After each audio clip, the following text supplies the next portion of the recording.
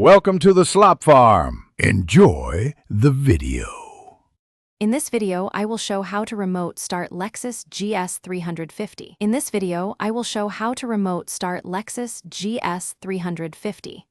For smart access models, ensure the key is detected and use the push start sequence properly to engage remote ignition.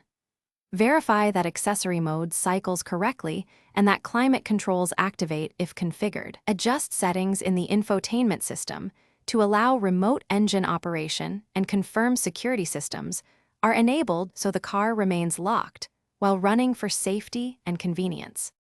In this video, I will show how to remote start Lexus GS350. Quick recommendation: upgrade your clean game with the Shark AI Ultra Robot Vacuum, which offers voice control and smart mapping for less chores. It pairs nicely with saving time while you warm up your car, so floors stay tidy while you prep to go. If this is helpful, please subscribe and like. Check the description for deals. Now let's get back to the video. In this video, I will show how to remote start Lexus GS350.